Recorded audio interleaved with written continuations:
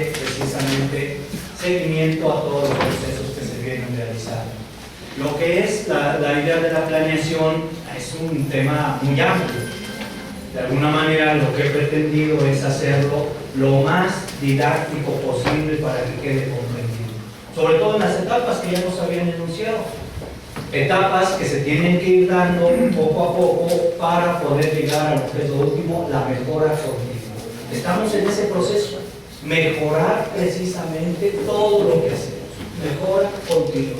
Y con base en una planeación, esta es una apuesta que se ha venido dando desde los años 50 del siglo pasado, con una apuesta de planear con base en resultados. Es decir, la idea es esa. Yo planeo para dar resultados, para mejorar. Esa es precisamente la idea. Si en un lapso, vamos a suponer de enero, en estos meses, en enero de 2017, hacemos una valoración amplia de lo que se logró y lo que no se logró, a final de cuentas, lo que debemos nosotros tener en el escritorio es un avance, sea de acuerdo a las posibilidades, de acuerdo a las circunstancias, en el avance que se haya tenido, pero a final de cuentas debe haber un avance. Para eso se planea de esta manera. Hay por ahí, no hace mucho, una directora de básica me decía, pues nosotros llevamos 3 años planeando de la misma manera y no vemos avances. Pienso que el problema está en la planeación. No se ha logrado consolidar la planeación. Y una parte importante, que ahorita lo voy a tocar de manera muy rápida, el diagnóstico. No puedo yo tratar de avanzar si no sé dónde estoy parado, dónde estoy ubicado. Entonces esa es la parte importante. Y es donde nosotros tenemos que empezar a construir todos nuestros procesos de planificación. Bueno, ya ahorita también lo había anunciado. La idea es llevar a cabo todo esto que de manera muy sistemática lo hemos nosotros recuperado en 3 momentos base. Planeación, que conlleva diagnóstico, seguimiento, que es parte de lo que vamos a ver el día de hoy, y evaluación. Estas dos últimas van muy relacionadas. Y bueno, en evaluación también metemos lo que es mejora continua y algo que a lo mejor en otro momento podemos trabajar, lo que es la rendición de cuentas. ¿Sí? Lo que es la rendición de cuentas. Voy a hacer un antecedente muy rápido para que esto quede claro y sepamos de dónde viene.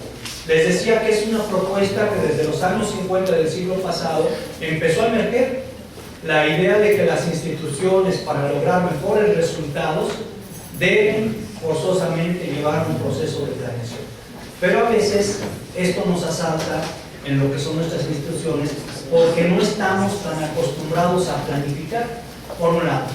Y por el otro, también pues tenemos, yo les entiendo a los directores, por ejemplo, los mismos maestros, tenemos una cantidad de proyectos, de propuestas, de cosas que se tienen que hacer, que a veces a la planificación no le hacemos mucho caso. Pero bueno, está ahí la apuesta. Seguramente en su momento también se darán algunas posibilidades de eliminar tanto plan que de pronto se viene, ¿no? Que tienen planeación institucional, que tienen plan de mejora continua, que tienen plan de lo que es trabajo colegiado, plan de academia, luego el maestro tiene que hacer plan de lo que es su trabajo en aula. Entonces se convierte en una planeación que no deja absolutamente nada. ¿Qué puede suceder? Que al final, o una de dos, o nos engañemos con la planeación, o la otra, que odiemos la planeación y no queramos en un momento determinado saber más de ella. Ojalá y no suceda esto último, porque al final de cuentas está más que comprobado que planeando podemos mejorar. Esa es la idea. Es precisamente los organismos internacionales, la UNESCO, pero como ustedes bien saben, en la actualidad la OCDE, quienes empiezan a manejar toda esta propuesta en una sola idea. Si organizamos las instituciones con estos enfoques, podemos tener grandes cambios. Y ahí entra el papel de un sujeto central, que esto, lo que fue las propuestas en los años 60 y 70, sobre todo en Nueva Zelanda, Australia, Inglaterra y parte de Estados Unidos, daban cuenta de que era necesaria la idea de un líder. Y entonces el director empezó a ser el que marcara la pauta de estos procesos. Por ello es que ahora el líder, se le conoce así al director, es un líder gestivo. Es un líder que estima. Es alguien que propone, que lleva las riendas, que tiene la autoridad, pero sobre todo, que promueve la mejora continua de estos procesos. Y ya en los últimos años, sobre todo 2013, el último libro de Microflora, nos decía, sí, debe ser líder, pero no cualquier tipo de líder, debe ser un líder académico. Un líder académico que tenga en mente dos cosas concretas: la formación y superación de sus alumnos y la formación y superación de sus maestros. Todo lo que se haga en la planeación desde este enfoque debe impactar en las aulas. No se hace para que mi director, mi supervisor me ponga un puntito, ¿no? O ahí mi palomita verde. Se hace para mejorar. Por ello es que este ámbito es más académico que administrativo. A veces también les entiendo porque, vaya, algunos documentos de pronto no tienen toda la claridad. Por ello es que yo les traigo algunas de las propuestas que se han manejado tratando de hacérselas lo más potable posible para que se comprenda. Y entonces en esta presentación voy a rescatar los siguientes puntos. Primero, recordar un poco trabajo colegial. Segundo, planeación a partir del trabajo colegial. Y ahí vamos a tallerear un poco con las metas. La clave de esta propuesta es la meta. Si la meta no está bien establecida, no podemos seguir planeando. Entonces la clave está ahí, que ya con algunos de ustedes, si no es con todos, ya las trabajé. Pero bueno, vamos a recordar un poco de ello. En ese sentido le había pedido a Laurita que si podían traer algunos de sus planes para con ellos trabajar y reformular lo que se tenga que reformular. Y luego viene la otra parte. En planeación la clave es la meta. Pero para darle seguimiento, la pregunta es: ¿a partir de qué le voy a dar seguimiento? Y ahí viene una parte que casi no se incluye: los indicadores. Los indicadores. Yo no puedo hacer un seguimiento si no tengo indicadores. Al ratito veremos algunas diferencias. A veces se piensa que se hace seguimiento de las actividades o de las acciones. No, no es así. Se hace seguimiento de lo que son los indicadores. Por ello, después de que tengo mis metas, lo que debo definir son mis indicadores. Porque esa es la pauta que después me permitirá darle seguimiento. El seguimiento es a los indicadores. Y ahí construiremos, que esa es la idea, construiremos un sistema, los autores lo ven así, un sistema de seguimiento y evaluación, con 8 preguntas fundamentales. Y ahí la parte importante entonces está en cómo le vamos a hacer para darle seguimiento a nuestros indicadores y qué metodologías vamos a utilizar. Y bueno, cerraré ya esta parte, así como que un cierre, pero para dar apertura, quizá en otro momento, a la idea de evaluación. ¿Qué tenemos que evaluar? Pero lo importante aquí es que seguimiento, como lo vamos a ver más adelante, y evaluación van concatenados. Van concatenados. Y en este momento, después de que ustedes ya hicieron, ¿qué será? Un mes y medio después de que ya hubo una planeación, ya se debe estar dando resultados. Y si no, hay que valorar para retomar otras cosas. Porque si no están dando resultados, automáticamente hay que detener las acciones, ya que no están brindando los frutos que nosotros pensábamos. Esa es la idea que vamos a desarrollar en estas horas de trabajo, pero lo importante es que se lleven ustedes una claridad sobre cómo podemos plantear metas, indicadores y cómo podemos plantear un sistema. No es así gran cosa, ¿no? Sino simplemente un recuadro en el cual manejemos 8 aspectos básicos de todo seguimiento, a partir de los indicadores. Entonces, así como de la planeación, la clave son las metas, del seguimiento, la clave son los indicadores. Entonces, son los dos aspectos que hay que trabajar. Lamentablemente, en algunas de las propuestas oficiales que les han dado a ustedes, no viene la idea de indicadores. Y no hay que confundirlos, porque hay otro documentito que maneja 6 indicadores académicos. No va por ahí el asunto. Seguramente los directores saben de ese documentito. Eso no es así, no es así. Entonces aquí vamos a hacer una diferencia en ese tipo de indicadores. Bueno, voy a iniciar precisamente en esta idea que ya habíamos trabajado en otro momento de lo que es el colegiado. No hay que olvidarlo. Esto se construye entre todos. Todos deben subirse al barco. Sabemos también que su sistema es muy complejo. Es muy complejo, es difícil a veces tener la participación de todos los maestros. Algunos porque, bueno, tienen horas en otro lado, tienen otro trabajo, tienen que repartirse. Algunos porque no están acostumbrados de pronto a trabajar en colegio. Son cosas que hay que ir poco a poco superando. Pero recordarán ustedes que les había comentado esta idea de que el colegio viene de lo que es un cuerpo académico de académicos y estudiantes. Y en una idea muy concreta, el colega, es decir, cuando nosotros nos reunimos en el colegio, el colega es el socio que está trabajando con los otros colegas en la consecución de fines que se hayan propuesto. Esa es la idea. Por ello ahí la parte importante es considerarse un colega, socio en el trabajo, que esa era la parte que en algún momento habíamos dejado. Si nosotros pudiéramos de alguna manera enunciar lo que es un colegiado en instituciones educativas, quedaría así: cuerpo de académicos y estudiantes que con conocimiento y autoridad trabajan en asociación en lo común educativo dentro de una universidad. Ojo, ahí hay una parte importante. Los estudiantes hace algunas décadas quitaron a los estudiantes fuera de los colegios, pero entonces los maestros tenemos que llevar la representatividad de los chicos. Esa es una parte importante que no hay que olvidar. Y bueno, aquí está lo importante: se trabaja en asociación para el común de esa institución. ¿Qué es lo común? Lo común siempre va a ser la mejor formación de los chicos. Mientras lo que hagamos no impacte en la formación de los chicos, será vano todo el esfuerzo que nosotros pongamos.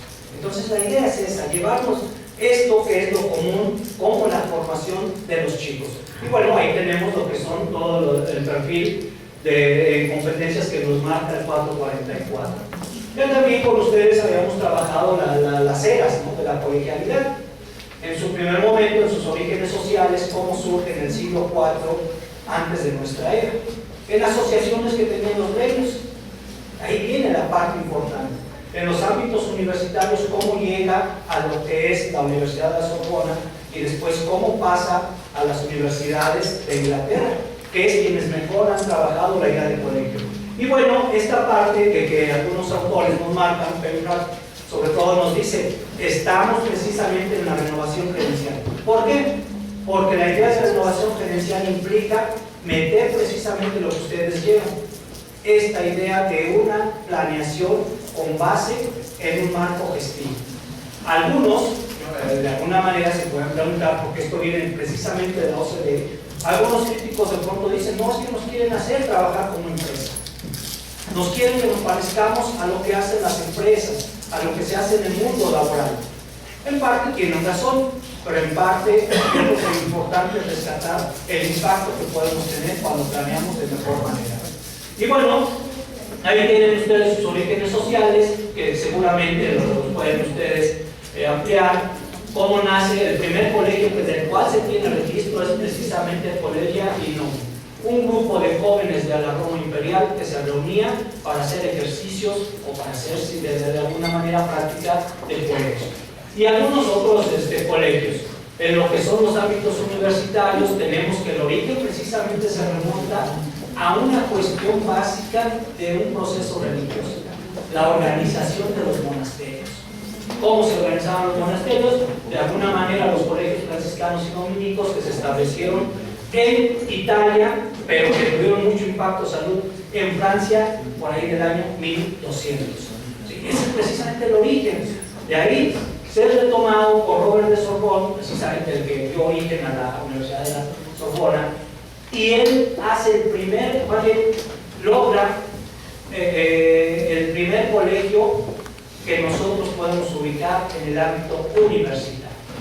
¿Sí? Y esto es en 1253. Y su organización era muy simple: un administrador, los asociados y los estudiantes. Y aquí hay una palabra importante: la hospite, es decir, aquellos que son invitados.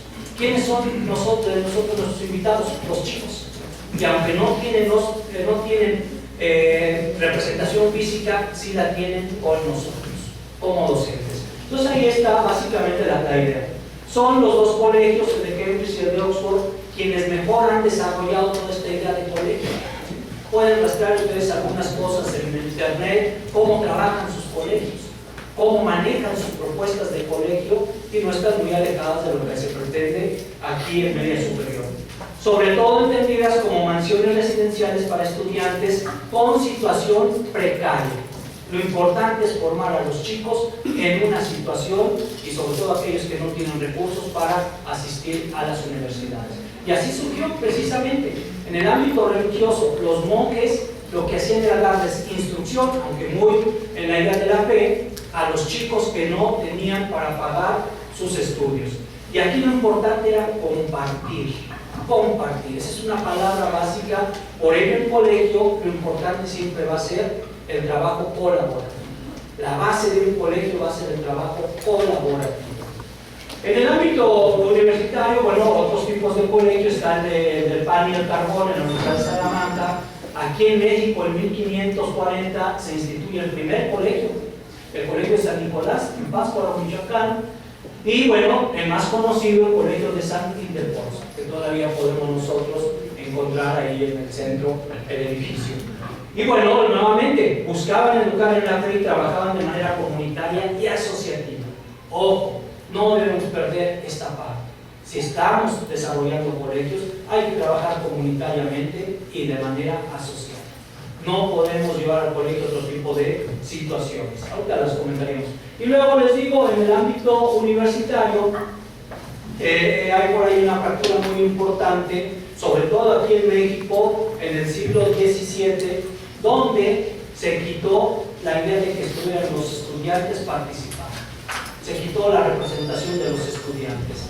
Y bueno, nada más se pensaba que de alguna manera solamente los maestros más capacitados tomaban decisiones. Esto fue una fractura que no nos puede superar en México, pero que de alguna manera nosotros podemos llevar la representatividad de ellos. Y la última era, que es la que les decía, en la cual estos dos autores, Paul Freiman y Tepper, nos dicen que hay una renovación gerencial, que es básicamente desde los años 70, 80, 90, y nosotros aquí en México, que le estamos viviendo en estos momentos, en la cual entra lo que es la propuesta de nueva gerencia pública. Es decir, las organizaciones educativas se tratan de manejar tal y como se manejan otras organizaciones fuera del educativo, sobre todo las empresariales. Hay gente que ha criticado esto, hay gente que dice, pues esto no debe ser así. Hay un libro muy interesante de Cristian Nava que dice, la escuela no es una empresa y no debe ser manejada como empresa. Sin embargo, pues a veces uno dice, pues así nos llegan las cosas y no nos queda más que trabajar. ¿Qué tenemos que hacer ahí? Pues salvar lo académico y no manejarnos precisamente como una empresa, sino no olvidar cuál es el punto de nuestro trabajo. Y bueno, precisamente lo que marcan aquí es que se anula la autonomía y el autogobierno, pero por una cosa muy simple: los recursos siempre dependen de otros, siempre dependen de alguien más arriba de nosotros. Si nosotros fuéramos autónomos, si tuviéramos autogobierno, es porque tendríamos nuestros propios recursos. Entonces las cosas están manejadas ahí. Lo que hay que cuidar es que no gane la burocracia. No gane la burocracia, porque si gana la burocracia, es decir, una planeación que se entregue para tener contento a mi director, a mi supervisor, automáticamente esto se va a ir pues, por la cañería. Y todo el mundo se va a empezar a desmoralizar. Es una de las partes que hay que cuidar. Voy a brincarme algunas cosas, ya después las retomamos. Y bueno, me parece entonces, desde mi punto de vista, y por eso es que trabajo estos temas, que tenemos una oportunidad fuera de la burocracia para nosotros retomar lo común en nuestra institución educativa. ¿Y qué sería eso común? Ya les decía, formar y desarrollar competencias y aprendizajes en nuestros estudiantes, desde el colegio. No cada quien por su lado, no cada quien poniendo su propio esfuerzo, algunos ni esfuerzo ponen, pero lo importante es hacerlo desde nuestro colegio. Y sobre todo, pues ahora sí, vernos todos en la necesidad de participar en la innovación de lo que es nuestro trabajo en las aulas. Y no verla como una carga más, porque eso a veces hemos escuchado, ¿no? Docentes que dicen, es que ahora tenemos que hacer esto, si antes estábamos súper bien. No, yo creo que más bien es verla como una posibilidad de renovar nuestra propuesta de trabajo. Esa es la idea. Como dice Henry Ford, reunirse es un comienzo, permanecer juntos es un progreso, trabajar juntos es el éxito. Y si hay algo que tenemos los maestros es que nos cuesta trabajo desarrollar todos estos proyectos con otra persona. Somos muy individualistas y en ello tenemos también que crecer. Recordemos, el colegiado es un cuerpo de académicos y estudiantes que con conocimiento y autoridad trabajan en la asociación en y por lo común educativo. Y les vuelvo a repetir, lo común educativo son los chicos. Al ratito que veamos sus planeaciones, veremos si en verdad están impactando en los chicos. ¿Qué es el acá? Impactar precisamente en la formación de los chicos. Tres principios básicos que ya los hemos explicado en otros momentos. El principio de proximidad, saberse poner junto a alguien, saber trabajar con ese otro.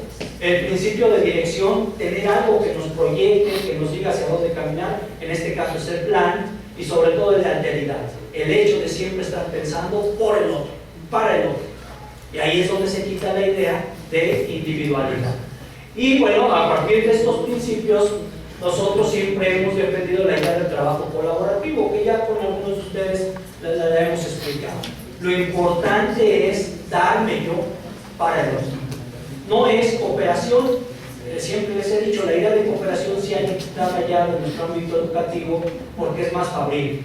Cooperar implica, pues yo ya cumplí, yo ya traje la computadora, yo ya traje esto, ya me desdigo lo demás. Colaborar es comprometerse a que las cosas se den. E inclusive en esta fábula que les he referido, como el cerdito, dar hasta algo de nosotros, ofrendarse. Esa es la parte y la diferencia de lo que es colaborar y cooperar. La gallinita no, la gallinita solamente llega, pone el huevo y se va. Y a veces son los que más cacaraquean, los que menos se comprometen son los que más cacaraquean. Entonces hay que llegar a esta parte esencial.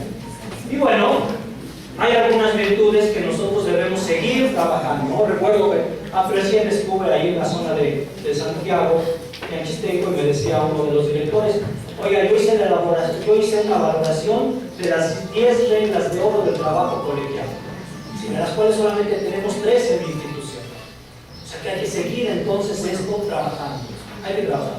Hay algunas virtudes que tenemos que colaborar. Primero, diálogo sincero. Diálogo sincero, es decir, sincera, hay que mostrarnos como somos, sin maquillajes, con todas mis limitaciones, con todas mis posibilidades, pero mostrarnos como somos, porque de ahí va a lograrse un factor importante en este estar juntos, la confianza, y dejar las arrogancias que no nos sirven para nada. Hospitalidad. Siempre les he dicho, cuando llega un invitado, ¿no? Yo en este caso soy invitado, pues bueno, todo el mundo que le ofrecemos, que quiere, oiga, necesita esto, esa es la hospitalidad. Los chicos deben verse como los grandes invitados a la escuela. ¿Qué necesitan? ¿En qué te puedo ayudar? Porque para eso estamos. Como docentes, para eso nos contratamos. Por eso a veces digo, no cualquiera puede ser docente, y más de un nivel tan fuerte como es el bachillerato. Una consideración, también darles atención, no ser considerados, ser de alguna manera a veces hasta empáticos, tanto con nuestros colegas como con los estudiantes. Aceptación, no tolerancia. Uno de los graves problemas que tenemos en colegiados, y no nada más en pruebas, en todas las instituciones, es precisamente las diferencias individuales entre ciertos miembros, que llevan al traste al trabajo en común. Apoyo mutuo y una parte importante, buen cuidado. Ya les decía, la alteridad. Yo debo cuidar, dicen los filósofos existencialistas, yo no soy hasta que no me veo reflejado en tus ojos. Y entonces, si yo no soy nada, si no me reflejo en tus ojos, debo cuidarte. ¿Se imaginan si de pronto todos ustedes se salen? ¿Me quedo aquí solo? No soy nada. Soy por ustedes. Entonces debo cuidarlos. Porque ahí está la clave, ¿no? Hasta Octavio Paz tiene un poema muy bonito sobre precisamente la alteridad. Esas son las virtudes. ¿Qué mata al colegiado? Ya lo hemos manejado con la individualidad, los prejuicios sobre los otros, las opiniones negativas que tenemos nosotros. Sabemos sí que hay maestros que de plano no quisiéramos tenerlos ahí en nuestra escuela, que nos llegaron, que bueno, ganaron ahí en el examen, son fregados, pero que no dan una. Bueno, pues aquí los formando poco a poco. Habrá momentos en los cuales algunos que ya son casos insalvables. Y a veces siempre les digo, si hay una manzana que no está dejando funcionar a todas las demás, mejor hay que sacarla. Les he platicado esto que tiene la Universidad de Stanford, en el cual en un colegiado 2 maestros entraron en problemas y automáticamente los sacaron. Y en los colegios están sus sillas vacías. No pueden nadie ocupar su lugar, pero mejor prefirieron dejar las sillas vacías que les echaran a perder todo el colegio. Bueno, pues a veces hay que llegar a ello, ¿no? Ahí el director juega un papel muy importante para eso. Y bueno, hay algunas actitudes, ya después ustedes tendrán la oportunidad de checarlas para que vean cuáles son precisamente esas actitudes que debo mostrar yo en el colegio. Errores de un colegio, les he dicho. También siempre hay que respetar los tiempos. Hay que cuidar nuestros tiempos de colegio. Darles precisamente el valor que merecen. Respetar la agenda. Si se dijo que vamos a trabajar esto, esto se va a trabajar.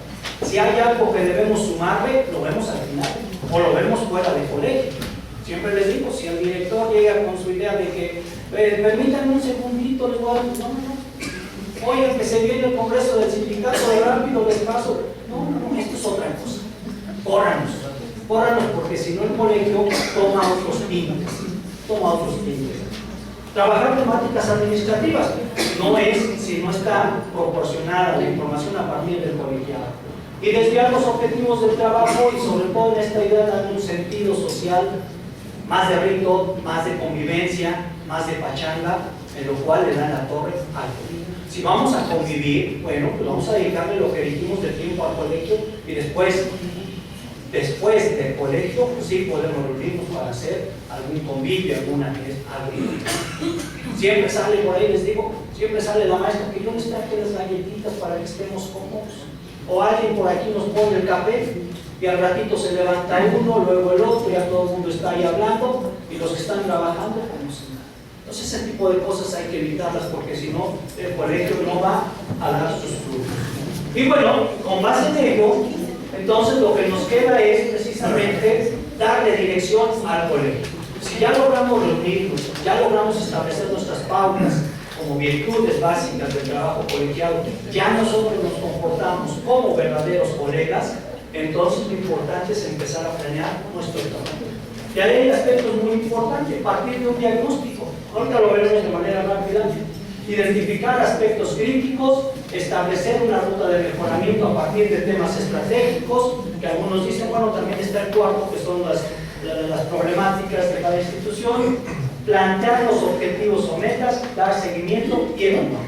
En enero seguramente ustedes estarán haciendo una valoración fuerte de lo que fue el trabajo colegiado y sus frutos, que es algo de lo que nosotros estamos desarrollando. Y bueno, cierro esta partecita con esta frase que dice: si todos se mueven juntos en la misma dirección, entonces el éxito se encargará de sí mismo.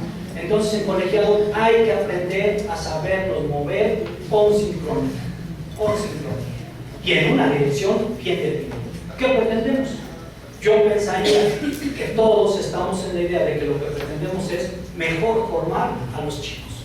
Pienso que eso es lo que nos convoca a todos. Y bueno, ya con ello entonces daremos pie a lo que es el diseño, planeación, seguimiento y evaluación gestiva, que también algunos aspectos lo hemos desarrollado con algunos de ustedes. Vamos a lo que es la planeación. Lo que es la planeación básicamente para que podamos partir de ella para llegar a la clave que es el seguimiento. Recuerden, estamos plantados en procesos de gestión de mejora de la escuela. Esa es la base. Gestionamos para mejorar la escuela. Ojo, aquí hay que quitarnos ya la idea de que gestión es solamente del director, de que gestión solamente tiene que ver con lo administrativo. No, gestión es de todos. Gestión es de todos y gestión implica lo académico y lo administrativo. Todavía, lamentablemente, en cuestión de organización, tenemos esas líneas divisorias, ¿no? El director, el subdirector académico, el subdirector administrativo. No, desde este punto de vista, la gestión es de todos. Sí hay un líder, pero a veces ese líder debe formar a otros para que sean líderes en ciertos aspectos. Entonces, lo importante, y vaya, ustedes lo tienen mejor trabajado que yo, es la mejora en los logros educativos. Esta propuesta está más que demostrada que si se lleva a cabo va a lograr la mejora. Y bueno, todo esto se consigue con una buena gestión participativa. Nuevamente, todos participamos. Para ello es necesaria una planeación de tipo estratégico, que ya viene siendo trabajada desde hace varios años, que seguramente ustedes la han venido desarrollando, esta famosa planeación de tipo estratégico. Y bueno, ¿qué es la planeación estratégica? Proceso formal y sistemático que lleva a la institución educativa a definir su visión de largo plazo y las estrategias para alcanzarla, a partir de un diagnóstico interno y externo mediante el cual se identifican los factores claves de éxito para lograr la posición competitiva. Ojo, Seguramente ustedes recuerdan, seguramente lo hicieron, cuando se nos empezó a manejar toda esta idea de planeación estratégica, que formularon una visión y una misión, con ciertos valores. Y que inclusive los teníamos pegados en todos los salones, en la dirección. O sea, esa es precisamente la idea de planeación estratégica. En este sentido, ahorita veremos qué se le volvió a sumar. Por ello es que hay diferentes enfoques para planear en gestión, son los más reconocidos a nivel internacional. Análisis del marco lógico, que es uno de los que más se popularizó aquí en México, planeación de proyectos orientados por objetivos, modelos lógicos, y el que estamos en este momento trabajando es gestión basada en resultados. Gestión basada en resultados. Nuevamente, les repito, ¿cuál es la idea? Que algo se logre mejor. Un punto a lo mejor en el promedio general es muy bueno, hubo un resultado y una mejora en ello. Son diferentes enfoques para enseñar, pero les decía, en el que estamos enclavados en estos momentos es basado en resultados. Y aquí está básicamente el ciclo de trabajo que se tiene con la gestión basada en resultados. Una planeación, un seguimiento y una evaluación. Y nuevamente, aunque aquí está en círculo, la idea es verlo de manera dialéctica. Nuevamente, a partir de la evaluación, volvemos a planear, volvemos a darle seguimiento, volvemos a valorar. Y vamos creciendo. Lo importante es ir creciendo en esos aspectos. Y bueno, ya les decía, para nuestro caso se ha venido combinando la planeación basada en procesos con la planeación basada en resultados. La de procesos, ya se los dije, partíamos de esta idea de la misión y la misión, y la de resultados precisamente parte de lograr a partir de las metas ciertos avances o mejora en lo que hagamos todos los días. Son las dos formas de planeación estratégica que en estos momentos estamos combinando, y ahí están sus principales diferencias. La desarrollada por procesos se ocupa nada más de darle seguimiento a las actividades. A ver, maestro, hiciste esto, esto no lo hiciste, y solamente. También así produce ciertos productos, los outputs. A continuación, no se movieron ahí las estas, a continuación identificamos lo que se puede cambiar. Luego, las instituciones también cambian como resultado del cambio de los individuos y se da lugar a cambio en la condición de las personas y el medio ambiente. Esa es una, pero la que más se le está dando importancia es a esta. Se identifica aquello que requiere un cambio. Para eso se hace un diagnóstico. Después, ya que vemos cuáles son los cambios necesarios, vemos cómo podemos proceder ante ello y se plantean las metas. Y ahí entra en juego toda la propuesta de los individuos. Hay que entregar ciertos productos y, al final de cuentas, una participación de todos en las actividades. Son básicamente algunas diferencias de estos dos tipos de planificación. Y bueno, no hay que olvidar que estamos planeando para obtener resultados. ¿Qué sería un resultado? En este caso, desde este enfoque, se entiende por resultado un cambio positivo. Un cambio positivo, así de simple. Un resultado es mejorar desde donde iniciamos, avanzar un poco más allá. Y bueno, hay tipos de cambio. Desde esta propuesta, en percepciones, en actitudes, en sentimientos, creencias o valores, en conocimiento, en habilidad o nivel de funcionalidad, en conductas o prácticas, en condiciones, en estatus o en políticas. Son los diferentes tipos de cambio que nosotros debemos reflejar en nuestra planeación. Uno de los más importantes que nosotros tenemos que manejar son los tres primeros: percepciones, actitudes, sentimientos, creencias o valores, conocimiento, habilidad, que en este caso podemos traducir con la cuestión de competencias, son los que nosotros vamos a manejar. Recuerden que tenemos tres temas estratégicos, dos muy relacionados con los sujetos, uno para los alumnos, uno para nosotros como docentes. Entonces, en este tipo de planeación, también nosotros debemos ver resultados en sí mismos. ¿Sí? Debemos nosotros mejorar cada semestre. Y ahí están los tipos de cambios positivos que nosotros vamos a lograr con los resultados. Y bueno, lo que es básicamente la planeación del POEM, les decía, considera las dos formas. Aunque se está cargando más a una planeación basada en resultados. Y aquí están los temas estratégicos. ¿Por qué temas estratégicos? Ha habido también mucha crítica, no solamente aquí en bachillerato, en otras instituciones, de que a nivel federal se nos definieron tres temas estratégicos, más el cuarto, que serían las problemáticas institucionales. Pero yo creo que al final de cuentas nos puede servir mucho para empezar a orientar los procesos. En básica, desde hace muchos años, desde los 80, se dejó crecer como que la idea que cada institución definiera sus temas estratégicos. ¿Qué sucedió? Todo el mundo se va por todos lados. Por todos lados. Y a veces muchos temas no eran estratégicos ni medulares. Por ello es que aquí pienso que para un buen inicio está bien empezar a trabajar con 3 temas estratégicos. Les decía, referido a las competencias de los chicos. Acuerdo 444, que seguramente ustedes lo dominan súper bien. El seguimiento y atención a los indicadores académicos, que a veces podemos inclusive ayudarnos de la parte estadística de lo que son los resultados en nuestra institución. Muy relacionados con la aprobación, reprobación, abandono escolar y asistencia a clases. También los documentos oficiales. Y bueno, el otro, el desarrollo y fortalecimiento de las competencias disciplinarias y pedagógicas de los docentes. Como también estoy mejorando. Y ahí la parte importante es recuperar el acuerdo 447. Que después, bueno, se agregaron algunas cosas en el 488. Entonces tenemos básicamente nuestros temas estratégicos, para no irnos por otros lados. Y esta es la parte medular. Esta es la parte medular de lo que es un trabajo por planeación basada en resultados. Y el proceso básico es el siguiente: partir de un diagnóstico.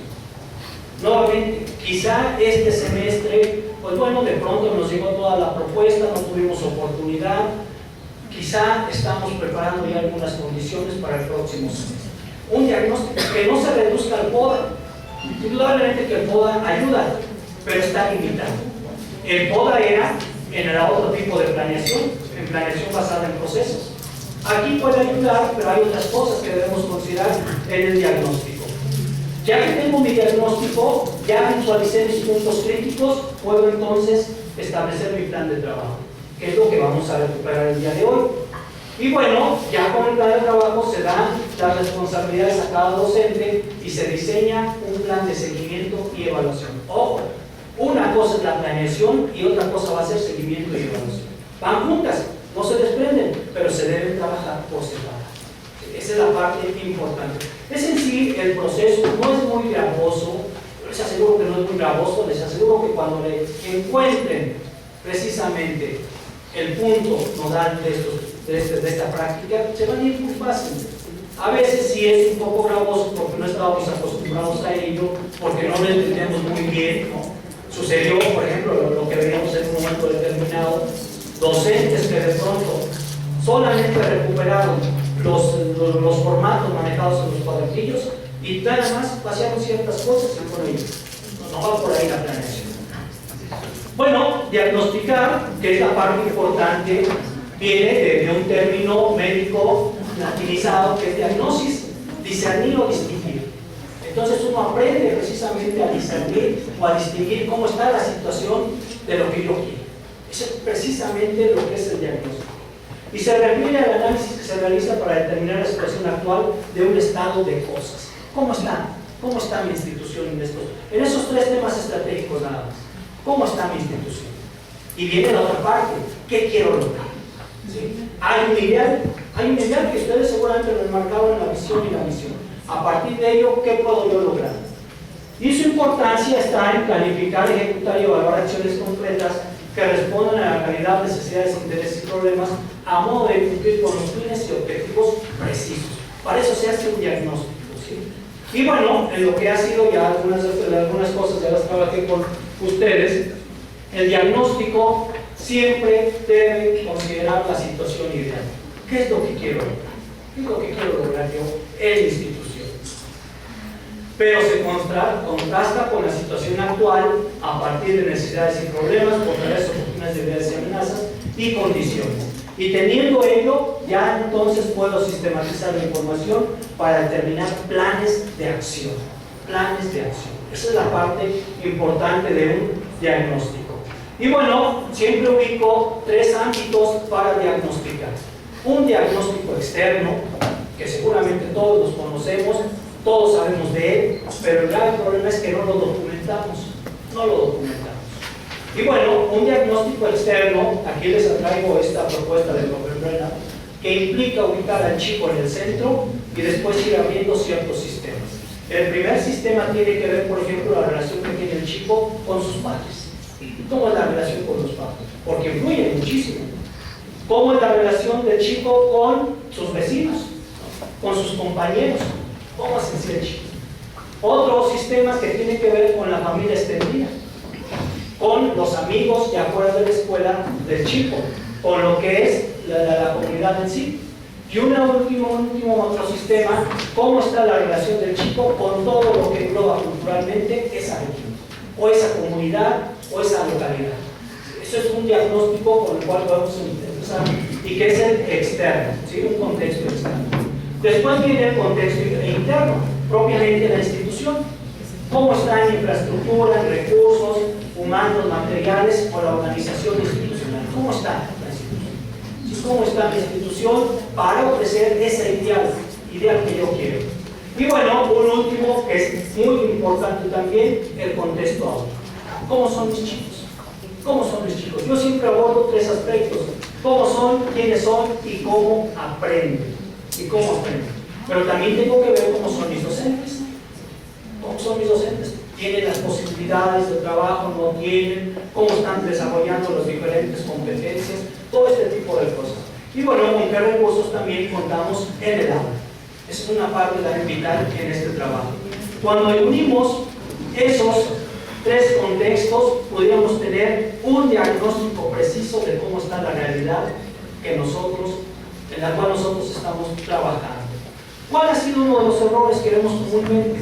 Que a veces esta información solamente la maneja o el subdirector o el orientador.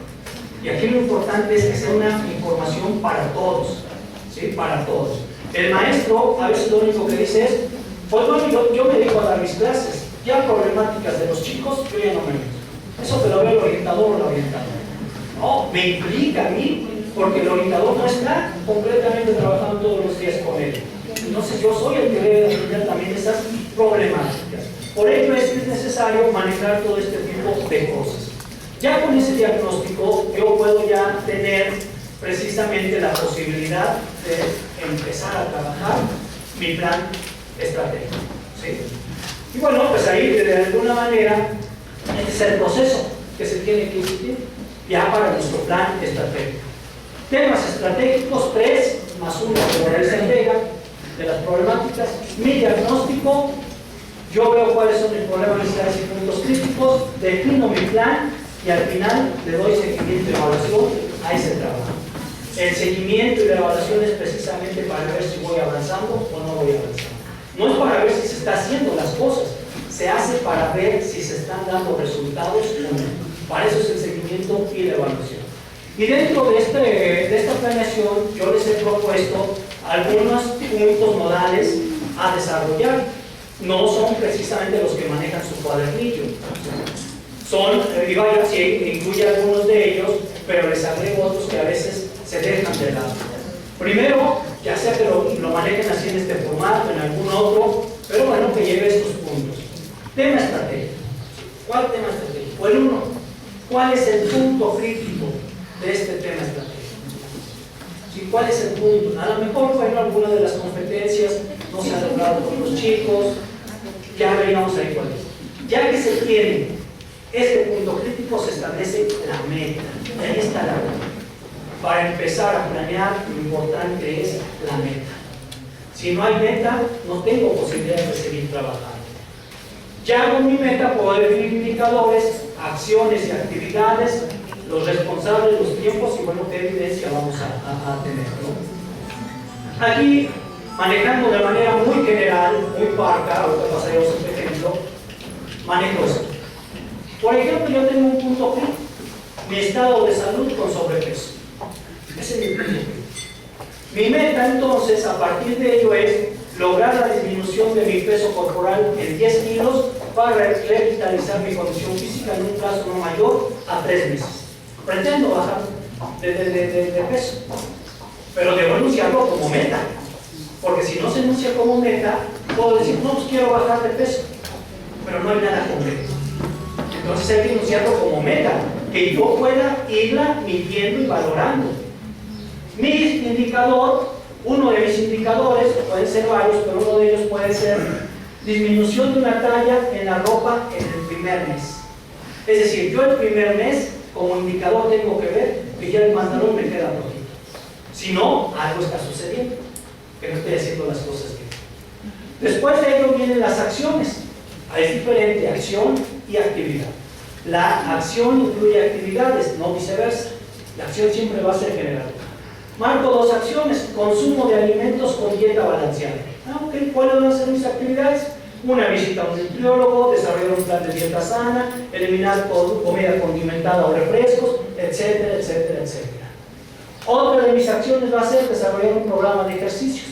Bueno, mis actividades pueden ser inscribirme en un gimnasio, correr 3 kilómetros cada tercer día, etcétera, etcétera, etcétera.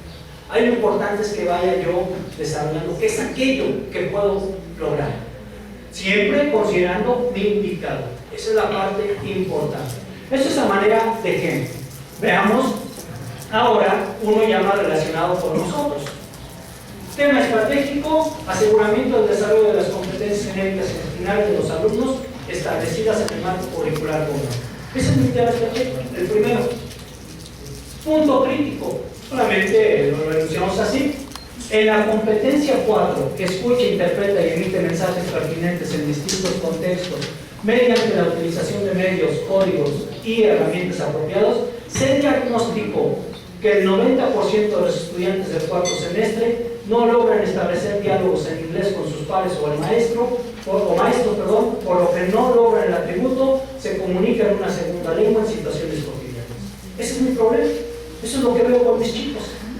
A partir de ello planteo mi meta, y la meta quedaría lograr que el 70% del total de los estudiantes del quinto semestre sean capaces de sostener un diálogo fluido en inglés durante 5 minutos sobre aspectos de la vida cotidiana con un compañero para enero de 2017 sin curso extracurriculares. Ahí está mi meta, con los elementos que debe manejar una meta. Entonces, con ello ya tengo 3 aspectos vitales: mi tema estratégico, mi punto crítico y mi meta. Puede ser que de mi punto crítico surjan varias metas, 3, 4, 5. Si marcamos muchas metas, es un hecho que va a haber mayor trabajo. A veces lo hemos dejado nada más un punto crítico, una meta, para no meternos en más problemas. No hay problema en ello. Podemos hacerlo así o podemos agregarlo. Entonces ahí ya tenemos la meta establecida. Con esa meta manejamos los indicadores. Estos ya los determinamos nosotros. ¿Cómo me voy a dar cuenta que en realidad voy a avanzar? Y bueno, los indicadores, ahorita lo vamos a ver de manera muy completita, los manejo de esta manera. Primero, quiero darle la importancia a esa asignatura modal. Se debe respetar la asignatura de inglés a como dé lugar. Nada de que le roban horas, nada de que vayan a dar información en esa clase, no. El docente, por decir algo, debe cumplir sus 36 horas efectivas de clase, ¿sí? Sin distracciones. Otro indicador: una asignatura la vamos a desarrollar también en inglés, a lo mejor computación, a lo mejor orientación, para ir a los chicos metiéndolos en ello. Otro: cada estudiante establecerá al menos un diálogo pequeño cada día. Ahí está otro indicador. Y uno más: las conversaciones de estudiantes en inglés con duración de 5 minutos o más. Voy definiendo ciertos aspectos que tengo que ir logrando. Vienen las acciones, las actividades, los responsables, el tiempo, hay que definir un tiempo, y las evidencias. ¿Cómo me van a demostrar que en realidad esto se realizó? Es básicamente la idea que debe llevar un plan basado en resultados. Y ahí nuevamente la clave está: metas e indicadores. Muchas veces lo que hacíamos era la meta formularla en lo abstracto y definir inmediatamente actividades. ¿Qué sucede? No tenemos posibilidad de hacer seguimiento. O lo vamos a hacer a la manera tradicional, solamente seguir: a ver, maestro, se dijo que íbamos a hacer esto. Lo hicieron, sí, pero no hubo resultado. Entonces lo importante es ir viendo resultados. Se planea para ver resultados y debemos darles tiempo. A lo mejor ahorita, si llevamos mes y medio de trabajo con este plan, ya debe haber cierto resultado. Si no hay algo que falló, que habría que retomar. No podemos seguir avanzando si no estamos viendo resultados. A lo mejor hasta retomar y volver a hacer un nuevo plan. Seguramente en la reunión que tengan la próxima semana, seguramente van a empezar a valorar. Ahí entra la ley de evaluación. Valorar qué logramos en este mes y medio. Si no se logró lo que se pretendía, les aseguro que va a ser difícil lograr lo otro para los siguientes meses. Entonces, esta es la parte vital. Ya les decía también en otro momento la diferencia entre objetivo y meta. Ojo, y esto es un tema de debate. Hay autores en este tipo de propuestas que dicen que las metas dan por sentado los objetivos o viceversa. Para como a nosotros se nos plantea, solamente manejamos ciertas metas. Los objetivos son más generales. Dice aquí, son intenciones o deseos. Las metas son las concretas. ¿Sí? Las metas son las concretas. Y en ese sentido, una meta formaliza qué se va a lograr, quién está involucrado, cuándo tendrá que terminarse la actividad, cuánto dinero y recursos serán gastados. Esa es la parte importante de nuestras metas. Y les he puesto como ejemplo, a partir de estos 5 requisitos de toda meta, esta idea de las cartas de una secretaria. Toda meta debe ser específica, medible, orientada a la acción, realista y restringida a tiempos y recursos. Son las 5 características de toda meta. Y eso es precisamente lo que vamos a hacer en un momento más. Vean si sus metas que establecieron en alguno de sus planes cumplen con estas características.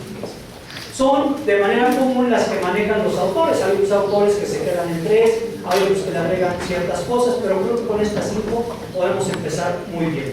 Y bueno, decíamos, las metas son específicas. Hay que dejar claro qué es lo que quieren. ¿Qué es lo que quieren? En este ejemplo dice, incrementar la productividad. Estamos hablando de las secretarias en cierto lugar. Pero bueno, si se dan cuenta, esta idea de incrementar la productividad es muy general. ¿Sí es muy general? En cambio, si ponemos incrementar la productividad del grupo secretarial, automáticamente ya vamos siendo más específicos. ¿Sí? Somos más específicos. Pero además, si le agrego incrementar el resultado de escritura de cartas del grupo secretarial, ya sé a qué me refiero en lo concreto. Esa es la parte vital de la meta. Debe dar claridad de qué es lo que queremos hacer, no dejarlas muy generales. También deben ser medibles. Ojo, esta es una característica muy importante porque vamos a ver reflejado si hubo progreso o no, si dio resultados o no. En este caso, en lo de las cartas, diríamos, incrementar las cartas hechas por el grupo secretarial es una declaración específica, pero no medible. En cambio, si le digo a 40 cartas diarias, en automático ya tengo algo con qué medir. Esa es una parte importante. Medir objetivamente. Y bueno, de alguna manera, estas 40 cartas ya me sirven de comparación para ver si estamos avanzando o no. Después, las metas deben estar orientadas a acciones. Y aquí una parte vital, les he dicho siempre, es los verbos. No todos los verbos nos permiten enunciar metas. Por ello es que también en algún momento se les mandó a ustedes varios verbos para establecer las metas. Algunas todavía iban en inglés, ¿no? Pero se puede inmediatamente traducir sin mayor problema. Y bueno, las metas deben ser realistas. Deben ser realistas. No hay que querer forzosamente lograr los cambios de un día para otro, de un semestre para otro y cambiar nuestra institución, sino ver con qué cuento, qué puedo hacer y qué puedo lograr. Lo que sí es que haya un avance. Y por ello es que aquí decimos en este ejemplo, incrementar el resultado del grupo secretarial a 40 cartas hechas por día. Siempre será posible y alcanzable, es decir, realista, si el nivel actual del servicio está en 20 o 30 cartas. Pero si la secretaria está escribiendo una carta al día y le estoy pidiendo 40, en automático, esto no se va a dar. Entonces debe ser realista, no debe ser realista. Siempre les he puesto este ejemplo. Un maestro que decía, un director de escuela primaria, decía, es que yo a mis maestros les exijo el 100%, porque tienen que esforzarse, porque son unos flojos, si no les hago eso no se van a esforzar. No, sabemos que el 100% no se va a lograr. Un ejemplo, en algún momento en una planeación de básica, decía un director, lograr el 100% de los aprendizajes esperados al término del ciclo escolar. Sabemos que eso es imposible. Eso es imposible. Más de 250 aprendizajes esperados no se logran. Entonces, automáticamente esa meta deja de ser realista.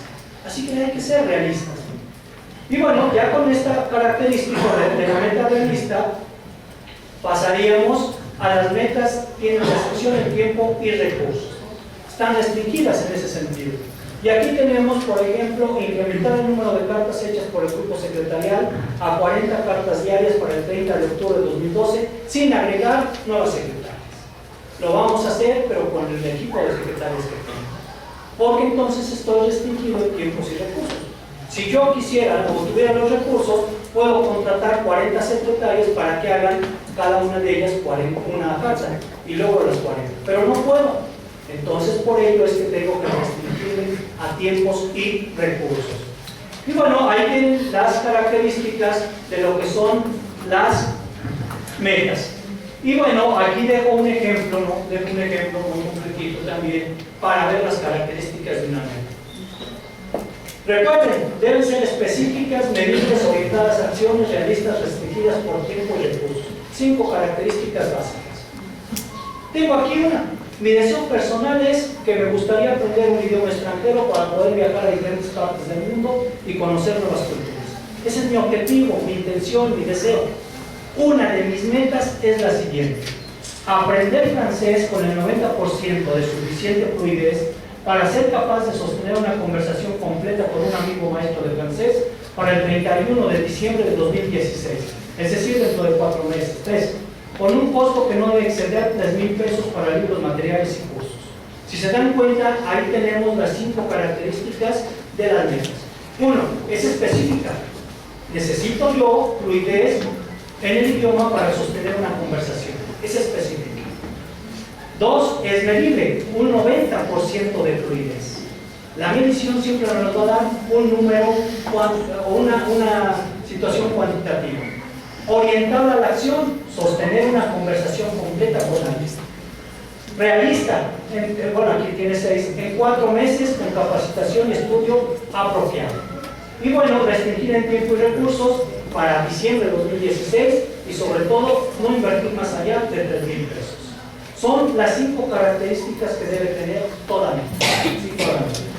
Y aquí haría yo una pausa. Aquí haría una pausa. Ahora, la idea es que ustedes puedan revisar las metas en alguno de sus planes y podamos llevarlas a la descripción básica con estas 5 características. Esa es la idea. La meta debe ser operativa, es decir, la manera como lo formulemos no debe dar pie a otro tipo de confusiones, sino llevarnos a cómo ir desglosando tanto indicadores, acciones, actividades y cómo se va a dar todo ese proceso. Les decía, y vaya, lo vuelvo a repetir porque es muy importante, la meta es el corazón de este tipo de planeación. Entonces el corazón lo debemos tener bien estructurado para que pueda ir dándonos posibilidades de avanzar en el trabajo. Ahorita ya les vamos a revisar. Ya tienen su meta, ¿no? Seguramente ya las tienen con las diferentes características. Veamos ahora, de ello se deben desprender los indicadores. Y nuevamente volvemos aquí a una expresión. Hay autores que los indicadores los ponen después de las metas. Hay otros que los ponen después de las actividades. Desde mi punto de vista, por cuestión de lógica, los manejo siempre después de las metas. Pero pueden encontrarse esa posibilidad. Pero lo que sí es que deben estar los indicadores, porque si no, no tendríamos posibilidad de hacer seguimiento. El puente entre la planeación y el seguimiento, en este caso, son los indicadores.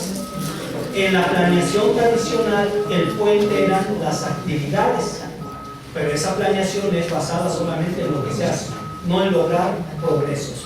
Entonces, aquí los indicadores es el puente vital entre la meta, entre la planeación y el seguimiento. Veamos entonces algo sobre indicadores. ¿Sí? Los indicadores.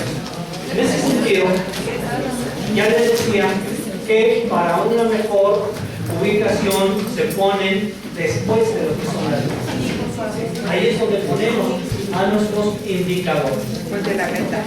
Y veamos qué nos dice la bibliografía sobre los indicadores. Dice, son variables cuantitativas o cualitativas. Indudablemente, yo prefiero en este momento manejar variables cuantitativas, porque manejar variables cualitativas implica un manejo de métodos diferentes que nos pueden llevar más tiempo aprender de ellos. Por ello es que me voy a centrar más en las cuantitativas. Pero además dice, proporciona un medio sencillo y fiable para medir los logros. Para medir los logros. Y reflejar los cambios a modo de que haya una intervención en la idea de ayudar a evaluar el desempeño de una organización. Esa es la idea, para eso se establecen los indicadores. Por eso les decía que si no hay indicadores, no tendría yo posibilidad de ver qué cambios se dieron, ni cómo se están dando. Se necesitan ellos para monitorear el progreso. Por eso les digo que el indicador es la base de un seguimiento. Si no tengo con qué guiarme, va a ser difícil que haga seguimiento. Con respecto a los insumos, actividades, productos, resultados y objetivos. Y bueno, el progreso debe ser monitoreado con un solo fin, obtener información. Entonces, ya en seguimiento de lo que se trata es de que yo pueda tener información que me ayude a valorar si hay o no hay cambio, si hay o no hay progreso. Les decía, el progreso debe empezar a trabajarse desde que definimos nuestro plan. Y ahorita, mes y medio después, creo que ya estaríamos en posibilidades de ver si hubo progreso o no, para tomar ciertas decisiones. Los indicadores responden a dos preguntas fundamentales. ¿Cómo sabré si estamos teniendo éxito o mejorando? Para eso es un indicador. Para darme cuenta, nada más en el ejemplo así rústico que les puse de la baja de peso. Un indicador es que ya el pantalón me quede flojo. Ahí me estoy dando cuenta. Ahí me estoy dando cuenta de que tengo éxito y voy mejorando. Así nosotros vamos viendo en los indicadores si se está logrando o no. Estamos en camino de lograr los resultados. Si veo que ya está mi pantalón un poco más flojito, significa que sigo en un buen camino hasta lograr lo que pretendo. Esa es básicamente la idea de los indicadores. Decimos que debe de existir por lo menos un indicador por cada meta. Aunque lo normal, podríamos decir, es manejar de 3 a 4 indicadores, porque tendría más posibilidad de ver otros aspectos. El cambio medido por el indicador debe representar el progreso que el programa espera hacer. Y ya decíamos, es un medio para medirlo, para ayudar a evaluar el desarrollo. Y los indicadores no especifican un nivel particular de logro como mejorando, aumentando o disminuyendo, sino sobre todo un indicador concreto, viable, que no es otra cosa más que un indicador estadístico, cuantitativo. Ahí está básicamente la idea de los indicadores. Características de los indicadores. Los autores siempre se andan peleando entre estos dos aspectos: los indicadores con criterio SMART y los indicadores con criterio CRIM, que de alguna manera van muy relacionados. Hay autores que han dicho, pues los conjugamos y sin mayor problema. Creo que sería fácil. En el criterio SMART, que es un acrónimo, son específicos, medibles, alcanzables, relevantes y de duración determinada. En el criterio CRIM deben ser claros, relevantes, económicos, adecuados y monitoreables. De alguna manera están muy relacionados. Les digo que hay autores que los conjugan, pero son los criterios para lo que sería la redacción de nuestros indicadores. Recuerda, planeamos, seguimos y evaluamos para lograr resultados. Debe verse un resultado reflejado forzosamente, si no estamos en otra lógica. Y estos, entonces, los indicadores nos muestran si hay cambios o no. Por ello es importante manejar indicadores, porque ellos son nuestro termómetro para evaluar si hubo un cambio, si hubo un resultado, si hubo un progreso. Y si no, pues se empezará a nivelar el barco porque se nos está hundiendo. Ese es básicamente el papel de los indicadores. ¿Cómo formularlos? Bueno, si ya vimos más o menos por dónde pueden ir, ahora hay que formularlos de tal manera que reflejen un cambio medible. Y pueden utilizarse algunas mediciones básicas: número, proporción, porcentaje, rango y tiempo. Los más comunes son los de número y porcentaje, para no meternos en algunas otras subjetividades. Cuando hay indicadores cualitativos de desempeño, se pueden utilizar rangos o proporciones. Pero nosotros, para empezar, podemos retomar el número y de porcentaje. Pero son los diferentes ámbitos en los cuales nosotros podemos reflejar los indicadores. Ejemplo, vamos a manejar algún ejemplo. Mi meta es incrementar al 95% la asistencia y participación de los docentes en los eventos de formación y actualización para mejorar su desempeño didáctico en el aula en los próximos 3 meses con una inversión de 5,000 pesos. Un indicador va a ser el porcentaje de docentes asistentes a los 2 primeros cursos sobre estrategias de enseñanza ofrecidos en el mes de septiembre. Ahí voy a ver. Yo quiero lograr esto para el cierre del semestre, pero en septiembre puedo yo ver si voy avanzando, partiendo de lo que es la base en línea. A lo mejor a mis cursos de actualización solamente me llegaba el 80%. Para septiembre tengo que ver que mínimo haya un 81%, un 82%, significa que hay avance. Para octubre o para noviembre debo haber un poco más de avance, a lo mejor el 85%, significa que lo voy logrando. Y otro que puede ser el número, este es en relación al porcentaje de asistencia, pero uno que puede verse reflejado más allá, número de estrategias novedosas que promueve el docente en el aula posterior a los cursos académicos. Y entonces ahí voy hacia otro indicador, ya no solamente los que asistieron, sino también voy a ver cómo está impactando en el aula. Y me meto a ver chicos, entrevisto a los chicos, o al maestro mismo, ¿no? Maestro en su planeación nos muestra aquí unas nuevas formas de trabajo, significa que el curso está dando sus resultados. Los chicos les pregunto, su maestro ha cambiado la forma de trabajar en lo que es el aula, y los chicos me dirán. Y entonces ahí veré que mis indicadores me están señalando si hay avance o no hay avance. ¿Está claro este ejemplo? Bien. Fuentes de verificación. Bueno, cuando se definen los indicadores es necesario considerar las fuentes de los datos. ¿Dónde puedo conseguir fácilmente los datos que sean fiables y oportunos y sobre todo especificados?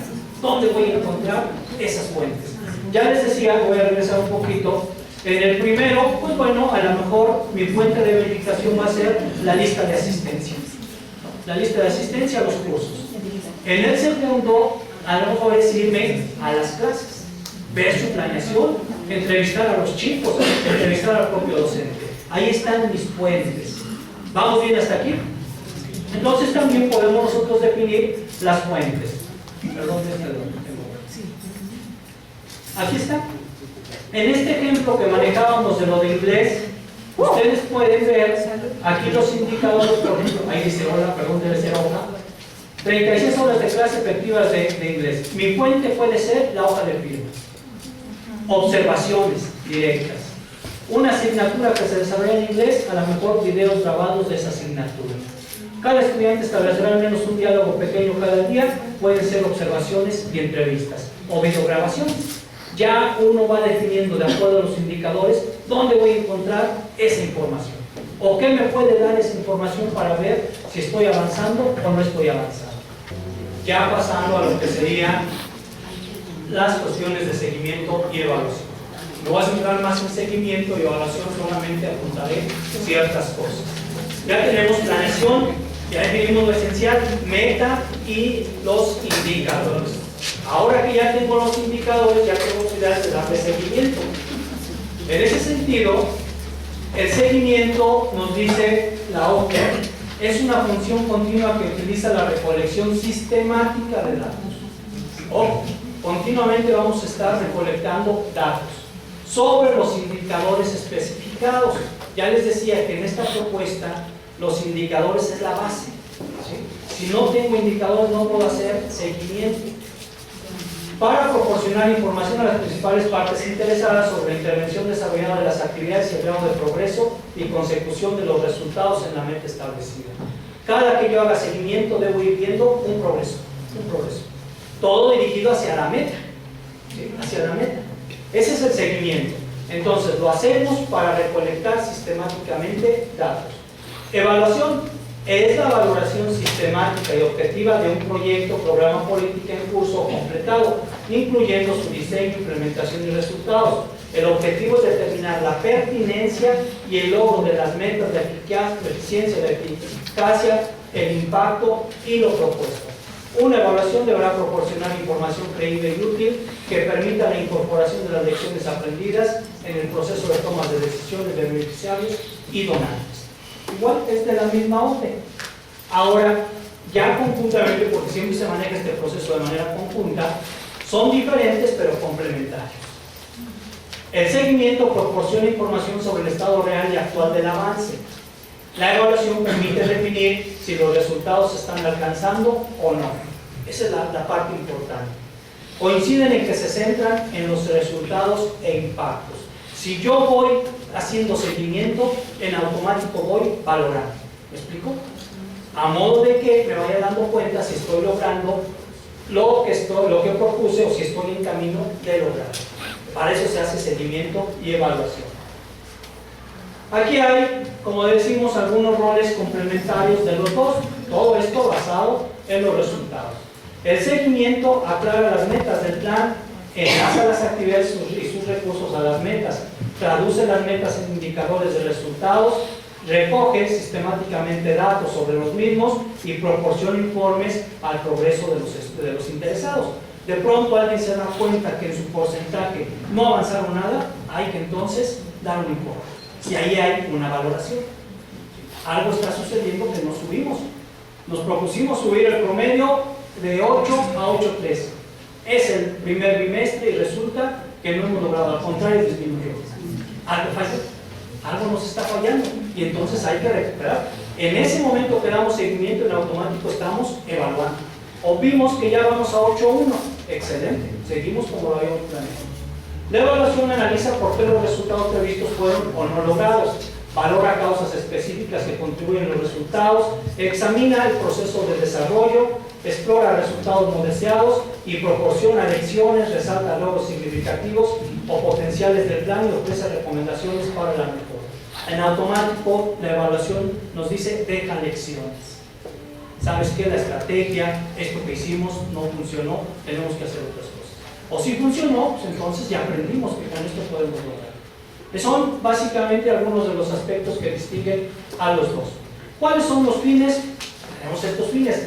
Garantizar que se logren los resultados previstos.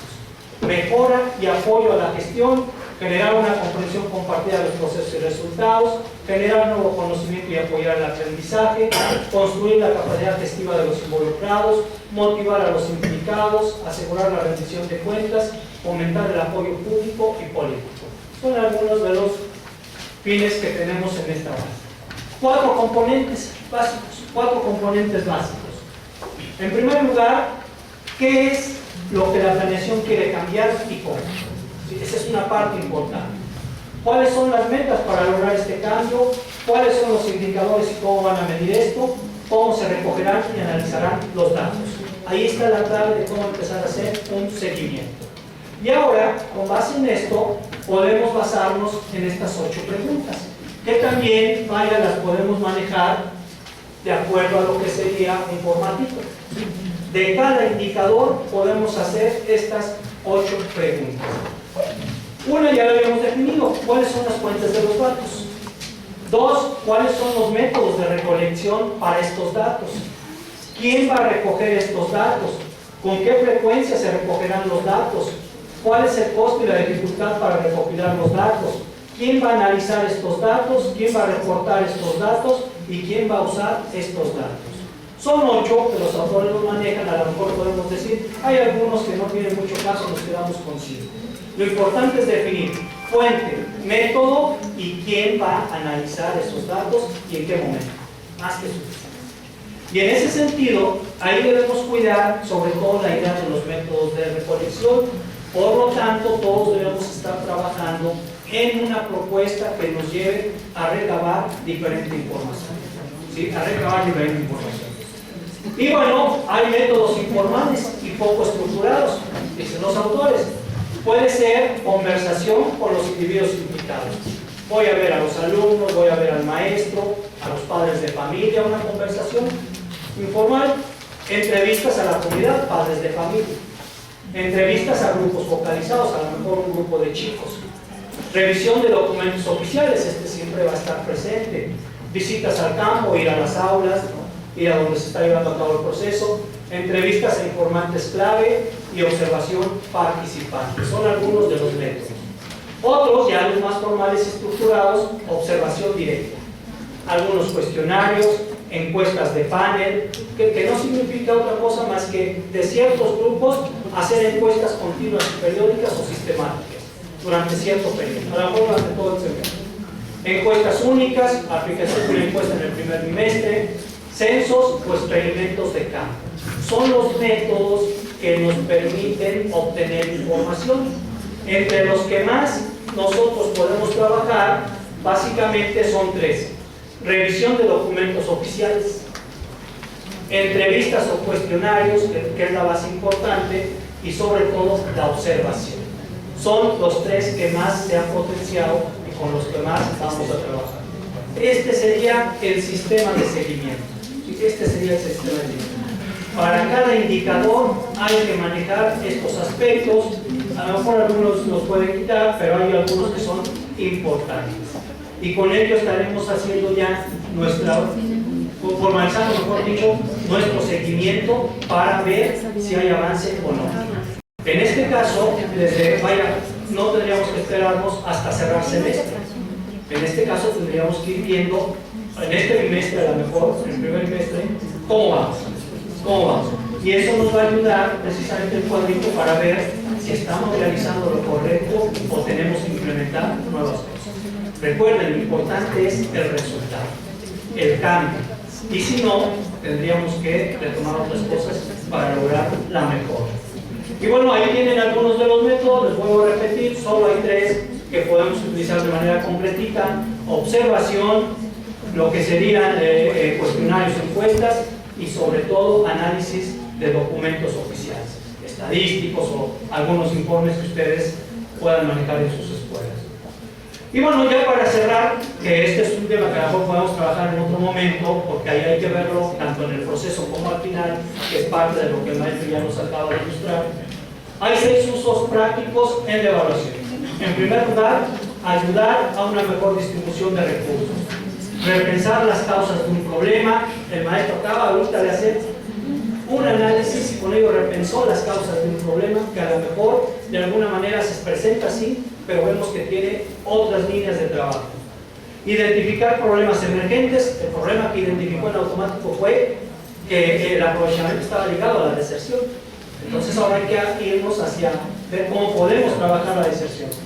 Y esto nos va a fundamentar la toma de decisiones alternativas, fundamentar los cambios y construir consenso sobre los problemas y los cambios, que es parte importante del colegiado. Y bueno, la evaluación al final, basada en resultados, tiene que ver con los impactos.